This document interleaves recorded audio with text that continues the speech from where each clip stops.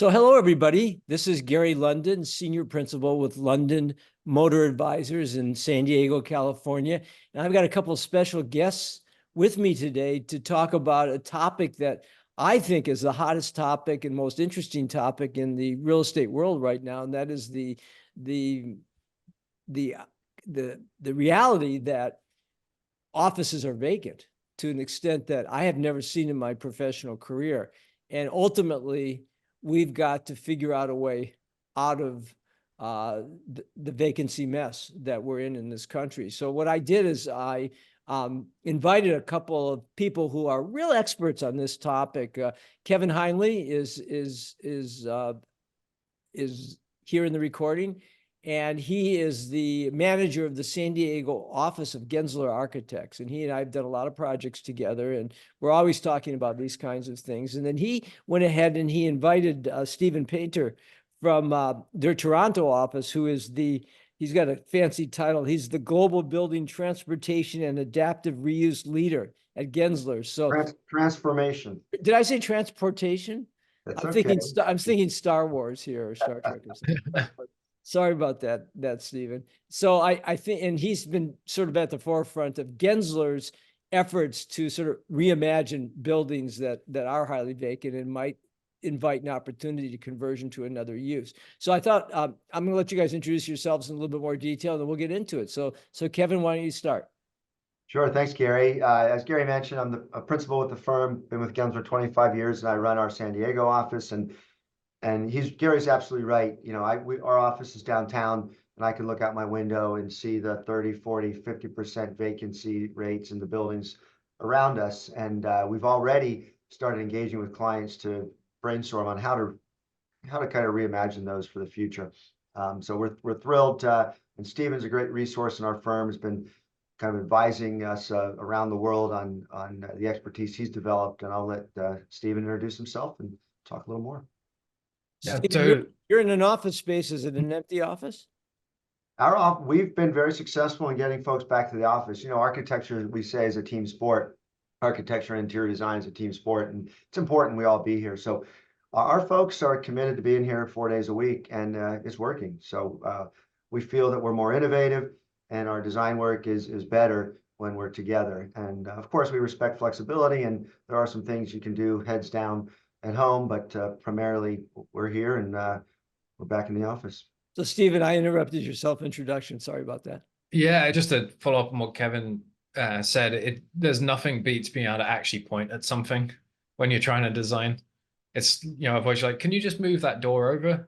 Which door? Well, you know, and it ends up spiraling out of control. So yeah, we hear our office is busy even on a Friday like today. But yeah, I work out of a Toronto office, although travel around a lot for different projects in different cities around the country and around the US as well. But about 4 years ago, when we thought there was a recession coming in 2019, I built an algorithm to look at existing office to see whether it really could be converted to residential. And that was off the back of this idea that you couldn't spend 3 months or 6 months messing around with design work only to realize the building didn't make financial sense to convert. So we wanted to really shorten that process and increase the reliance on data and the accuracy that we could do that with. And so built that algorithm in 2019. 2020, we scaled that up to look at full city. So we did every building in city of Calgary on behalf of the city there to see what they could do with conversions. And since then, we've done 1,200 projects in about 120 cities for over 500 clients. So it's really taken off, especially in the last 9 months, keeping us very busy. Let me take a step back, and I do want to get into the algorithm and the projects you've done and so forth. And it's interesting that you mentioned Calgary, because my firm is in Calgary a lot, looking at properties there, and they've got they got challenges there. But every city has the same challenge, and it's so interesting because we've seen this sort of compression of traditional office space needs carry on for at least the last 20 years. I mean, we were doing feasibility studies on, or I should say market studies on demand for new office space for our commercial clients going back into the 1990s, we were using metrics of 250 square feet per employee. And today, more recently, over the last 10 years, when we've been doing those studies, we've been compressing that down to 175, maybe even 150 square feet per employee. And this has been going on. But what happened when the pandemic hit? Everybody went home. And what was an evolution, I think, turned into sort of a revolution. So it's sort of the pandemic was the demarcation point between what was sort of naturally occurring through disintermediation of administrative people and the inclusion of technology to allow people to be more flexible in their workspaces and allow companies to be more flexible. That evolution turned into a revolution when companies just had to abandon their workspace. And then this idea of people coming back post-pandemic has sort of been reluctantly accepted by some companies, not nearly as enthusiastic as your firm and other architectural firms or sort of people that really need to be around a team approach. I'm the prime example. You're looking at my ADU in San Diego. I work out of my house. My company, we lease office space. My company is in a different part of San Diego, and I choose not to go there. Not because I don't want to be around the guys, but because commuting is sort of a hassle. It's easy for me to work at home, and I'm more productive. So this idea of hybrid has taken on, and every company is sort of making their own decisions of what they want to do there. But with respect to the assets themselves, these principally high-rise assets, well, you're right, Kevin. I mean, the vacancies in downtown San Diego are reportedly in the low 20s, but realistically, they're really closer to 50%. And I've never seen that in here. We're doing work in downtown LA on a high rise as well. And we're seeing the same kind of metrics there. And I think it's way worse in other places. So the only choices that owners of office buildings really have are to try to sort of stay the course, probably reduce rents, create other incentives to try to keep companies there or attract new companies. The other opportunity is throw the keys back to the lender, which is going to happen. It probably is happening a lot, and that's a process that's going to play out the next couple of years. But they're faced with the same issues, right? And then I guess it gets more apocalyptic. You know, do we demolish the building, or do we convert the building? And that's what I wanted to talk to you guys about, is the opportunity of sort of adaptively reusing this space. So let's go back, Stephen, to your experiences with your algorithm. And I guess the key question is, what percentage, what amount of these spaces can be adaptively reused, converted to something else? I guess the darling of the something else is residential, and what can't be, and what are the restrictions? Well, how do you determine what works and what doesn't work? And I can tell you what that answer is. Economically, buildings sort of have to be resold on a dime on a dollar. Then some of these conversions make sense. But how do you do that physically, and what are the limitations and opportunities there? Yeah, I mean, that's been the key actually, is figuring that out. And you'll hear a lot of people say, well, it's the plumbing, it's the floor depth, it's the whatever. The answer, honestly, is it's more complicated. And we when we put the algorithm together, there's about 150 different attributes that we look at, and all of those are weighted according to how much they impact the financial viability of the project. So, does your floor plate lay out for the perfect units for your market, the right size, the right proportions? Do you have enough elevators? Do you have enough parking, depending on where you are? Et cetera, et cetera. When was the building built? Like, is it old enough to qualify for historic tax credits or not? Is also kind of relevant. And on the West Coast where you guys are, did it have a seismic upgrade done already? There's a whole bunch of factors we get pretty deep into. But it isn't every building, and it kind of doesn't need to be. About 30% of all the buildings we look at are physically viable for conversion, which is pretty good. Conversion to what? Conversion to residential. And we picked residential not by chance, right, as our kind of key focus. Everything else that you could convert to generally has higher requirements. The nice thing about a residential building is there's less people in it because each person takes up more space. So there's less people there, which means your exiting capacity generally works. Your structural loading for your floor is generally lower for a residential building than office. So there's a lot of factors there which just make residential appealing. Combine that with a housing crisis in most of our major cities, and you've got something that is really, a viable approach. Not for every building, but for a good amount. And luckily for the kinds of buildings that are predominantly vacant, it actually can be a really good type of solution. Well, of the 30, I'm sorry, Kevin, go ahead. Yeah, no, just real quick, during and post-pandemic, we were doing a lot of conversion of office to science, but in San Diego, that was more the suburban market where the buildings are single story, two-story, maybe three-story tops, and those are feasible. Once you start talking about urban core and high rise, I think that's much more suitable to the residential use than it is laboratory use. But in San Diego, as an example, as you well know, we did a lot of conversion studies of low-rise office to science when there was such a demand for science space. Now that science market is pretty saturated, and we're kind of waiting to see what happens there. Well, it's interesting you mentioned that because I think the conversation mostly centers on CBDs, on central business districts, and in most urban areas of metropolitan regions. We're not really talking about the suburbs because I don't think those are as empty from an office perspective, because the very reason to have suburban office space is to be close to home. Yeah. And we have examples here and there's examples everywhere, but I don't think the crisis is there. The crisis really is in very, very, very large buildings. Agree? Yeah, I mean, there's a couple of things around that. Depending on where you are and what city you're in, the suburban vacancy is can be higher or lower than the CBD vacancy.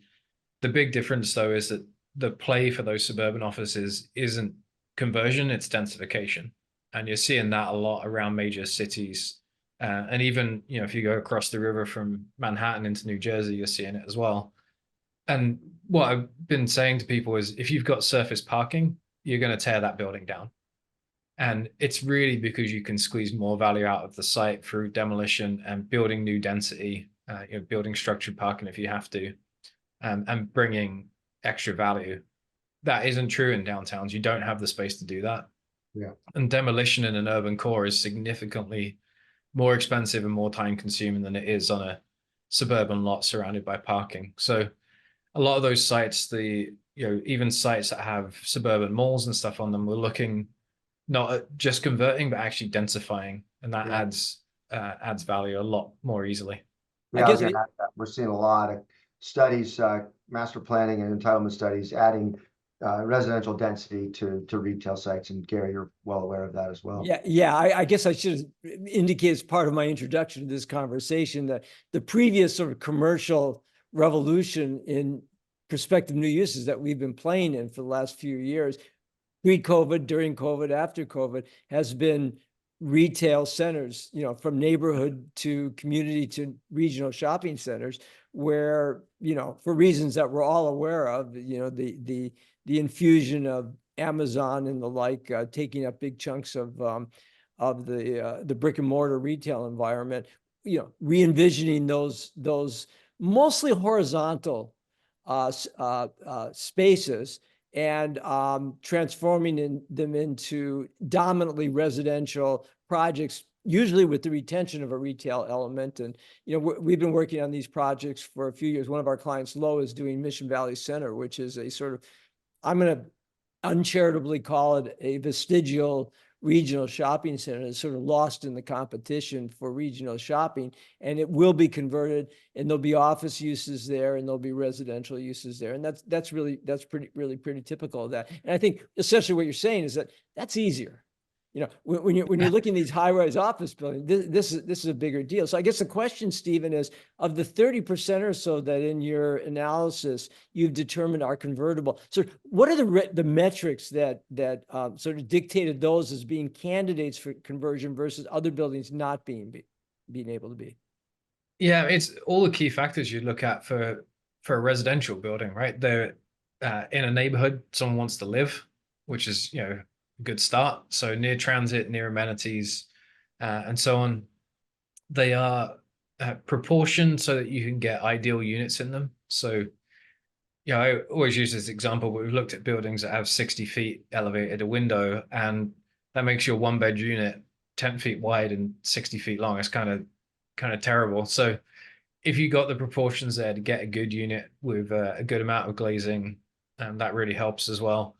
And then it's all of the smaller factors you don't think about, like does it have servicing there? Can you have a space for people to move in and out? Do you have central mechanical systems you can reuse or not reuse? And the same on the facade as well. So it isn't just this like blanket statement of this one's going to work and this one isn't. It really is a complicated mix of the Every factors. building has to be evaluated in terms of its own attributes or And design. it's geographically specific. You know, Steve and I have talked a lot about the differences in Southern California, being in a seismic zone, having stricter energy codes. So it does cost more to do a conversion in some areas of the country or the world than others, of course. And those, you know, when the margins are real tight, that has a significant impact. And the number one impact you mentioned earlier, Gary, is how low of a cost is the owner willing to unload that office building for, so that once you reinvest to convert it, you're still slightly below new construction. No one wants to take the risk to do a conversion if you can build a ground up building on a greenfield site for the same price. Right. The feasibility studies that we're doing are exactly center on that. What is that transformational financial moment where it makes sense to convert to something else? Yeah, Have you? that's Go sorry. ahead. Go ahead. I'm sorry. Yeah, I was going to say that's where you're seeing a lot of these conversions happen is in cities where there isn't a greenfield site to build on. You know, you take New York, for example, or Toronto, and even Calgary, where there's been a lot of work happening. There isn't a greenfield site. There's not a parking lot either. So if you want to bring residential to Midtown or you want to bring residential to Lower Manhattan, you either got to take a significant building down or you got to do a conversion. And that's what's really encouraging these projects to happen. And You know, it's sort of interesting. I mean, this is a transitional moment, right? You know, Yeah. we're having this conversation, but in the way it's playing out is, I mean, if just look at San Diego, Kevin. I mean, we're really talking about almost the wipeout of the whole B Street traditional office corridor. You know, it's the office market in downtown San Diego has been tilting west for some years. You helped this along. But you know, we've got what was formerly Class A space, and I think I'm describing every downtown now. What was formerly Class A space, but by virtue of floor space design and just age and new needs, they've sort of morphing into Class A minus or B space, not as attractive, and their future isn't as strong anymore. On the other hand, we have opportunity here because, you know, if these buildings really are in fact convertible, you can create really nice urban communities by bringing in the residential element, because the great criticism of downtowns over the decades has always been they empty at 5 o'clock. Well, if it doesn't empty at 5 o'clock and we can bring residential in, that creates sort of a transformative moment for all of us, not just in your title, Stephen, right?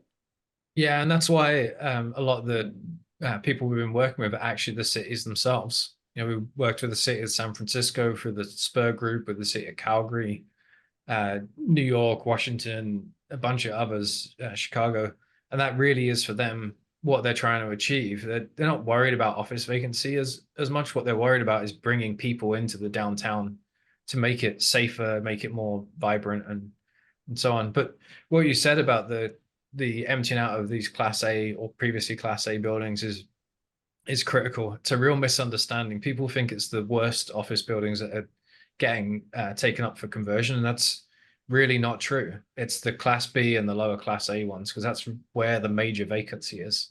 The trophy class stuff is doing well. You know, Gensler's putting millions of square feet of people into trophy class buildings. It's well located, that's well amenitized. Flight to quality. Flight to quality, but there's also counter to that a flight to budget, and Class C office buildings in most cities are doing great. Well, not great, they're doing better than most. And the reason for that is there's a lot of companies out there that just need office space. They need somewhere to put stuff. and they'll take the cheapest space they can get. So Back office space, really. back office space, yeah. And so Class C vacancy is generally around the same rates as trophy class buildings in most markets. Might be 15%, something like that. So it's sort Class of a B and Class A is missing higher. middle that where the issue lies. Yeah, and you raised retail earlier. It's the same things happening in retail and House for Ages, right? The luxury stores are doing great. Exactly. LVMH have announced record profits. They're the trophy class stuff.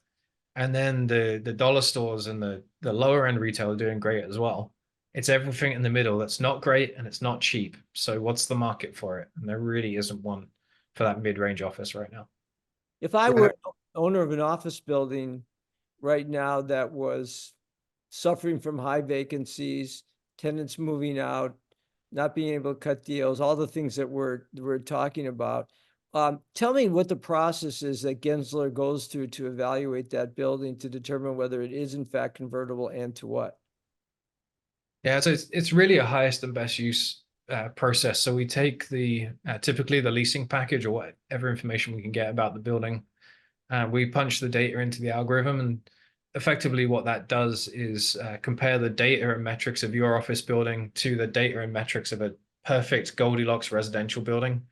And the algorithm bridges the gap. It says how similar are they and what is the differences and what's the impact of those differences. So once we do that, we know if it's viable for residential. If it is, great, we'll move forward. We'll start looking at floor plans and unit counts and costs and all that kind of stuff. If it's not, then we start having to get serious about, can we upgrade this building? Can we put it into a higher quality asset class?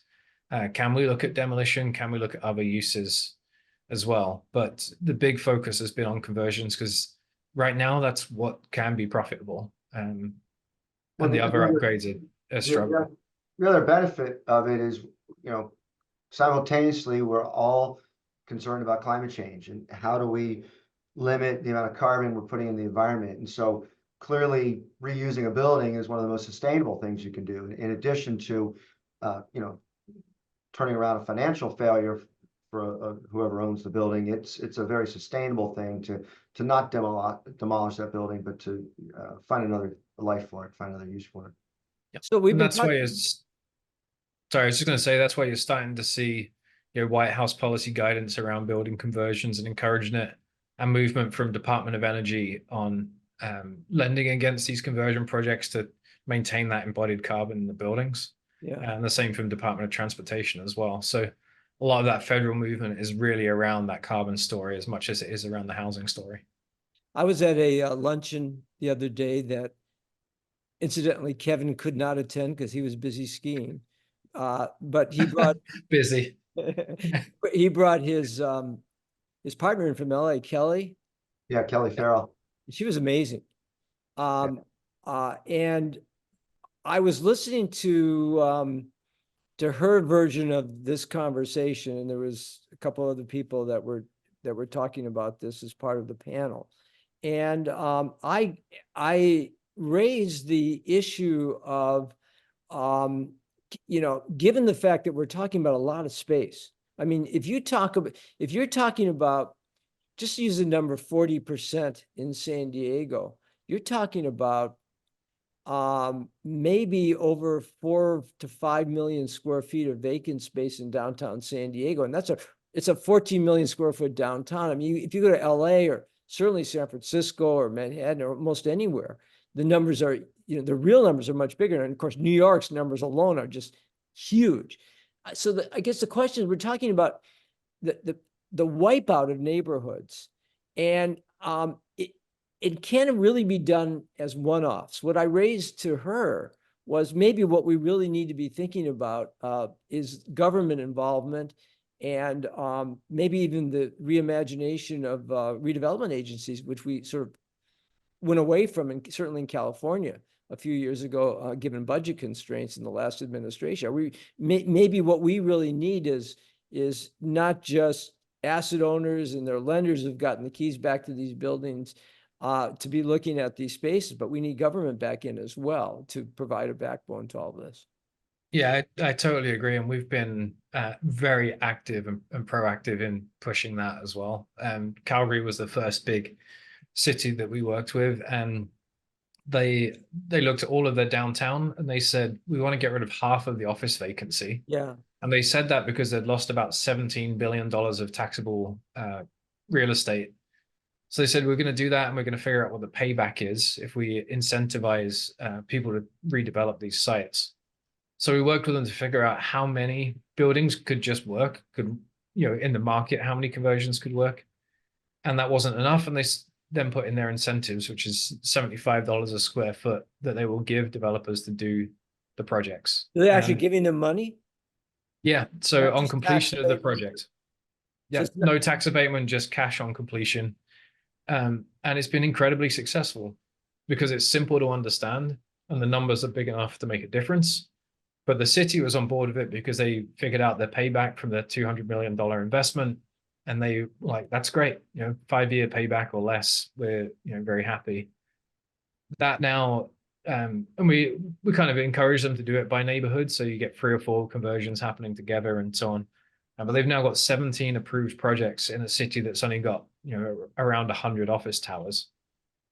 It's one of the only cities now in North America that actually had a declining vacancy rate in the last quarter, went down about 6%. And that is 100% because they were taking buildings out of the market to do these conversions.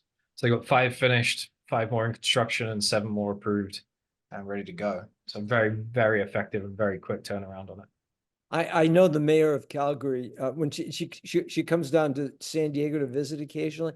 Next time she comes, I'm gonna hit her up on that program and see. The problem, of course, in California is the state has a, depending on whose interpretation of the budget you look at, has a 30 to $60 billion deficit. So I'm not sure money out of the pocket is. Well, Stephen's very modest. He was personally invited to the White House on several occasions to help craft and advise on a federal financial Federal incentive. involvement. I don't know, Stephen, if you want to talk a little bit about what you've been doing with HUD and the Department of Energy. You Yeah, should. a big part of that is, as part of the real estate roundtable group that went to the meet the White House policy team a few months ago, and the big outcome from that was really how do you combine existing tax incentive programs like historic tax credits and so on? How do you make them understandable to people who've never had to use them before? Because you can get really lost in the federal programs. And then what can you use from the Bipartisan Infrastructure Act and other programs to get money out and get money flowing? So what they're looking at now through Department of Transportation or for Department of Energy is essentially lending for construction at Treasury rate plus a tiny markup. And that means you can get construction lending at right now at like 4.1, 4.2%, something like that, versus typical construction loans, which we're hearing anywhere between 8 and 12%. So that should, I think, really help actually get money out into the market and get some of these projects to happen. And importantly, get them to happen without reducing the quality, because we've seen that a lot. Construction costs and values go up, you value engineer the project, and it ends up worse for it. With the low rate loan program, all you're losing or the only money you're saving is on the loan value, right? So that in effect is wasted money. It's just money that disappears into the ether to pay interest costs. So not having to do that's got a huge positive impact. It So those sounds are like moving forward at the moment. Yeah, I'm sorry. It sounds like we're gonna probably have to see a confluence of local, state, and federal government in these communities to create new ideas to happen. I guess the point is that this problem isn't going to solve itself asset by asset. We're going to see a lot of empty office buildings for a while. So that conversation really needs to begin and ultimately kicked into high gear, because we're going to see these buildings come back to lenders over the next, they've started, but over the next 2 years, it's going to be a demolition derby here, figuratively speaking, from the standpoint of who owns the buildings and what do they do with these assets. And we're going to have to, get some contributions from the public sector to address some of these issues. Let me ask a different kind of a question. So what happened when the pandemic hit was most of the companies, whether it be law firms or accounting firms or consulting firms or certainly architecture firms, their employees went home. And in downtown San Diego, a lot of our redevelopment has been defined by residential redevelopment. There've been a lot of residential high rises built. And so home was just, you know, remained downtown.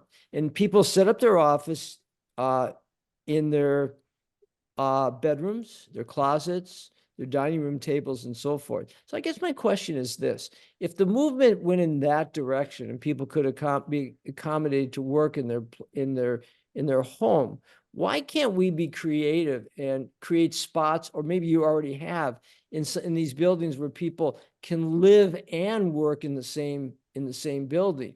Maybe it's still defined as an office building, but on the same floor, the next floor, you have residential. Or maybe you have a big home on a floor, but you got a conference room there and an office section there. Have you done anything like that where you've really sort of gone out of the box and said, we can change the lifestyle or the integration between how people live and work?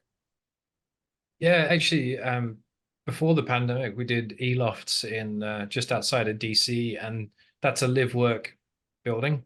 It has office and conference amenities on the ground floor, and you can take space and live in it or work in it or both if you wanted to.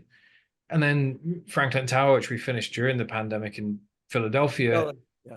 Yeah, and it's a great project. The units are relatively small, but as part of the amenity stack, and there's a different amenity space on every floor. As part of that amenity stack, there's a few office spaces. There are a couple of 1,000 square feet, get kind of 10 or 12 people in there, and you can come out of your unit and go and work in there or take a call in there if you want to. The true kind of mixed use or very mixed up buildings are difficult because they're not very adaptive to market changes and market flows and so on. If you do office with residential stacked over it, which we just completed one in Baton Rouge, the Rivermark Center. Then you need to separate the elevatoring and the amenities and so on. So it can get complicated. Honestly, the best answer is mixed use neighborhoods, residential building, office building, retail. Great. Each building does what it's good at, and people at least get to leave, go outside for a couple of minutes while they go across the street. But mixed use neighborhoods, rather than kind of trying to make a existing asset do too much, is really the right approach. Yeah, when the media calls me, when reporters call me and they talk about what in San Diego actually is sort of an unprecedented addition of new office space.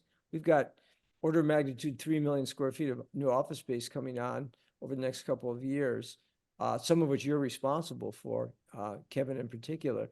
And they asked me, what's going to happen with this new office space? And I always say to the reporter, you're asking me the wrong question. The question isn't what's going to happen with the new office space. It's the best space. It's the flight to quality space. It's in the best location. It's the newest space. It's going to be able to accommodate, if a law firm takes up 100,000 feet in their old space and their lease is up or they walk from it, and they may need only 40,000 feet in the new space, and they're going to pay a higher rate for that, but they're going to be in a better quality location. So there is a clear flight to quality. The problem is going to be in the old buildings, and that really requires these neighborhoods to change, not just the buildings themselves. Which I guess sort of leads me to the last big question I wanted to ask you, which is how does all of this impact how you're designing new buildings? That's first thing I want to start with a comment that I've heard a bunch of times, which really scares me, that kind of relates back to what you said. We're told often by brokers and people doing the leasing that if it was built pre-internet, no one wants it. And that makes me feel very old because I'm just about pre-internet, but that kind of flight to quality is really happening. The impact on the new buildings we design, the new office buildings, we can debate this, and Kevin might not necessarily even agree with me, but design a building to do what it does really well, right? Design the best office building and you're going to get people to use it. It's going to have good longevity. It's going to be energy efficient and so on. If you try and design a halfway office and a halfway residential and a halfway something else and try and hedge your bets, you'll end up with something that's kind of not good anything. Yeah. And I think that's critical. There's nothing wrong with some buildings being demolished and some being converted and some having new uses. That's the natural flow of it. If you look around any downtown, there's manufacturing buildings there that are now lofts and people live in them. Right. And that's a good thing. That's the natural evolution of a city. If And I I go out and design a half, a floor plate that kind of works for office and kind of works for residential and will let the people guess what it'll be in the future, I think we'll end up with some pretty sad product. Yeah, I agree with Steven, although again, when putting my San Diego hat on, in the urban core, Steven's absolutely right. We've got so many suburban submarkets in San Diego that the theme we're seeing is designing for flexibility. So, a 4 or 5 story office building in the suburbs, which is fairly common in San Diego, we're now designing them with higher floor to floors, greater vibration criteria, loading criteria, service criteria, so that, in our market, we're a science cluster, number 3 science cluster in the country. It's common to see buildings ebb and flow between straight office to science, even to manufacturing. So, we might put a 20-foot floor to floor high bay ground floor space so that it can be converted to manufacturing in the future. You would never do that in the urban core. So it's definitely a different conversation between suburbs and urban, but that notion of designing in flexibility is, I think, something we do see, and it comes with a cost. To design a building to be flexible does require investing a little bit more. And even 10 years ago, we were starting to talk about the conversion of parking structures when the autonomous vehicle was going to take over our lives, and we could do work in the back seat and the way to work and not have to drive. What we're going to do with all these parking garages? So we were designing parking structures that could be converted to office or residential. And that comes with a cost, because the floor loading for parking structure, although it's not intuitive, is about half of an office. So, you've got to make a much more robust parking structure to convert it later. Or you might just convert the ground floor and design your circulation so that the cars can get up a ramp in the back, and you can convert some of that lower level space to another use, retail or office. So this isn't entirely new, but the conversation is entirely different between, densified urban core, high rise, than it is in the suburbs. Suburbs. And also, I really appreciate what you've said about building it right and not trying to be mush, not trying to be all things to all people. Yeah. What's interesting to me, and I don't want this to sound too space cadet-y, but that conversation about autonomous automobiles perhaps was premature, but it is inevitable. In other words, once vehicles don't need a driver, they don't need to park in the space. They can go home, or they can become part of an Uber-like club and pick up the next person, but you don't have the same kind of parking demands. Or you can sort of go a different route here, and you can say, well, I'm sitting here alone, but my office colleagues are just a Zoom or a Skype call away, and we're talking all the time, but they're not here. Someday there'll be holograms right in front of me, right? The technology changes a lot of things, whether it's transportation technology or other kinds of high technologies or artificial intelligence. It's tough to sort of keep up with that. And I guess what you're saying is you can only do what you can do with respect to what the market demand is at the moment. Kevin sits in a building that was built in another era that was sort of revisited to not only adapt to Gensler's office needs in San Diego, but there's other buildings as well that are trying to portray themselves as life science buildings or technology buildings. Or your very building, I remember the owner of that building telling me that he was retrofitting it with fiber cable. That was the big thing, the big technology thing now, where you don't even need that anymore. It was a selling point 15 years ago, and it's sort of a non sequitur today. So things change, and I guess what you're saying is you really can only design for what the need is at the moment. Yeah, I think so. Some of those buildings, though, like our San Diego office, or there's a couple of Mies van der Rohe towers just around the corner where our office used to be, actually. those buildings that are just very simply and very rationally put together, that you can go back in 20 years time or 30 years time and you can understand them. They've got good grid space, they've got good glazing. Those buildings, I think, are always going to be successful, and designing for that is a good thing to do. That designs in the flexibility because they are clear, clean, rational, well-performing buildings. The other thing we've been doing a lot is designing for dismantlization too, and that's something that started in Europe a long time ago. But being able to easily take things apart or take things off or dismantle the facade to replace part of it or change it. And that's as simple as using, rain screens that can come apart and mechanically fixing stuff instead of, sticking it and things like that. So there's small tweaks that you can do that actually allow you a lot more flexibility in the future than, putting pipes in for washrooms that might never get built. Yeah. So Keep it contemporary and adaptable. The interesting thing, I heard Stephen and some of his colleagues talking about the other day was if you design a new office building and you select concrete as your structural system, if you've got your lease depth deeper for an efficient office building, and you do a storefront on the exterior versus a curtain wall, you can move that storefront in 6, 8, 10 feet, create a balcony, and have an ideal residential floor depth versus an office lease floor depth. You couldn't do that on a structural steel building as easily because you've got a lot of issues to deal with steel versus concrete, in terms of waterproofing balconies and cladding, all of that. But those kinds of things go back to that notion of integrating flexibility into what we design today, so that 30 years from now we might not know what the trend's going to be, but the building has some an armature, some bones that allow for that. just kind of one last thing on that you said about the kind of holograms and self-driving cars and stuff. The one thing that never changes over time is people's need to have a good experience where they are and to have that experience with people. So that is critical when we're designing any of these buildings or any of these spaces.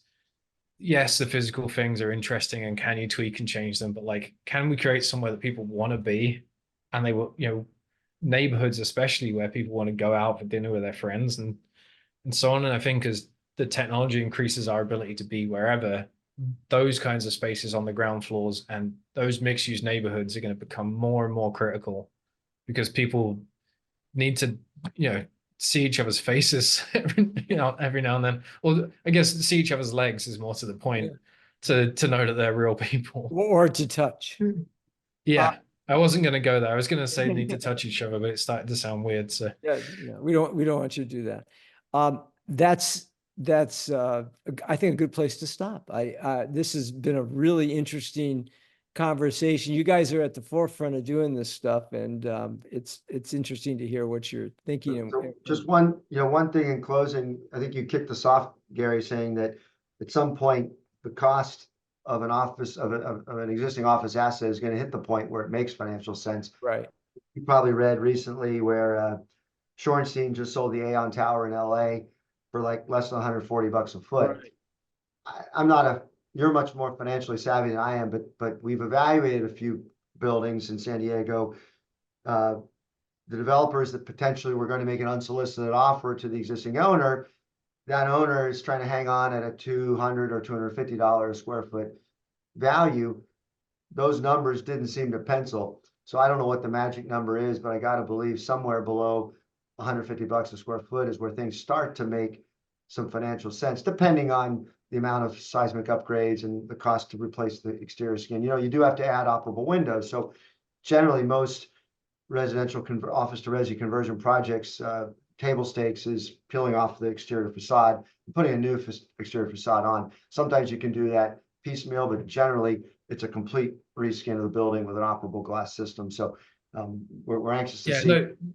Those existing values change depending on where you are, right? There's been 77,000 units created in Lower Manhattan through office conversions, and the prices never went down as low as that. Yeah. But we saw a building trade in Houston for $2 a square foot recently. Right. Yeah, I'm not going to answer that question because it's exactly what Stephen is saying. It depends on the market. Yeah. Sometimes the numbers got to go much smaller. There is an interesting strategic implication to what you're saying. I'm working with um, uh, a project in downtown LA where the tenant is going to make a play to buy the building because other than this tenant, the rest of the building is vacant, and they don't need the rest of the space, but they don't want to pass up on the opportunity to do something else with the space and to be the owners of it and to capitalize that on the future, because they see, they don't know what the future is, but they see that it's going to be positive in some respects.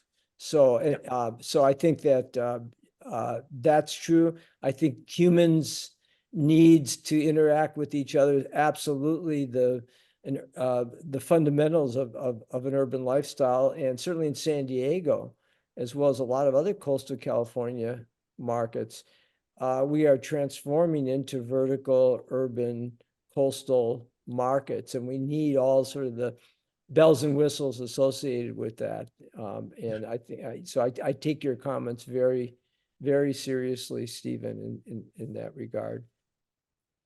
Thank you, guys. Did we cover everything? Yeah, I think so. Good. I can carry on for another 2 or 3 hours, but I think we'll leave it there. Yeah, I've been accused of that too, so we're good. Yeah. Thanks again for your time. I really appreciate it, and I hope you have a brilliant and prosperous 2024. Yeah, you too. Thank Good to you. meet you. Take care. Good to see you, Kevin. See you. Yep. See you guys. Bye-bye.